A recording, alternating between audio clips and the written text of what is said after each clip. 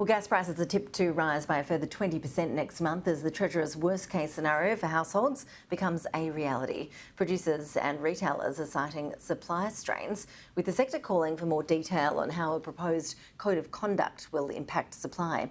Joining us live now is the Australian Energy Council CEO, Sarah McNamara. Sarah, thanks for your time. What is your expectation for this mandatory code of conduct in terms of what it will look like and the impact that it could have on prices? Well, the government's opened consultation on the proposed mandatory code of conduct, which is designed to clarify how gas producers sell to gas suppliers and retailers in this market. Now, what that should do is codify all of the appropriate sorts of behaviour that already are happening, and we are in a consultation period with the government at the moment. But in the meantime, the government announced in December, as we're aware, a temporary price cap in the wholesale gas market for new contracts at $12 a gigajoule. There have been suggestions this week that suppliers have been running avoidance schemes in order to avoid those price caps you just detailed.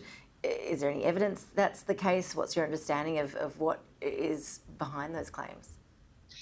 Look, I don't think there's evidence that's the case. I think, firstly, the gas producers have said what they have sought is better detail and clarity from the government and the regulator on how the price cap will operate. Now, that comes from a place of wanting to be 100% compliant, of course, with this new and very impactful framework. Now, the ACCC has yesterday released its guidelines, which should give that greater comfort. And now we would expect, subject to the producers reviewing those guidelines and being comfortable with the legal framework they set out and understanding what the expectations are of them, that they can start to bring online new contracts at that $12 price cap level. So, Sarah, how would you describe the impact of those price caps on the market thus far? Well, for the moment, we haven't seen terribly much impact. My organisation represents gas retailers in this market. And of course, gas retailers contract for their gas to service their customers well ahead of time. So households, for example, are being provided with gas bought by their retailers probably in the last 12 months and certainly well before this price cap has been put in place.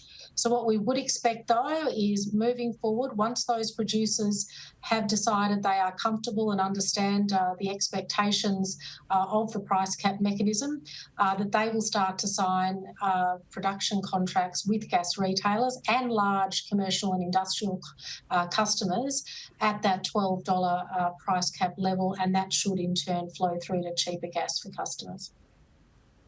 As I said in the introduction, there are suggestions that gas prices are going to be jumping 20% next month.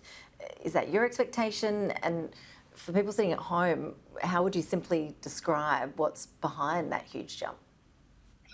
Well, we have a global gas set of challenges, I guess. We were well aware last year that Russia's invasion of the Ukraine put pressure on the EU's gas availability, which had ramifications for us here in Australia, where we do have linkages to the international market.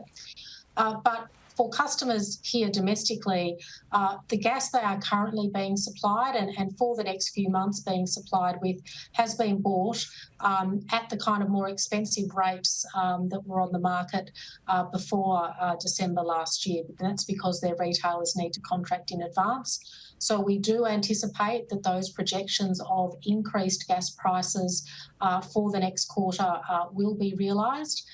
That is in the short term, though. In the medium term, once the government's temporary price cap comes into play, we should see some downward pressure on gas prices, which will flow through to customers. Well, everyone would like to see that. Sarah McNamara, appreciate you taking the time. Thank you.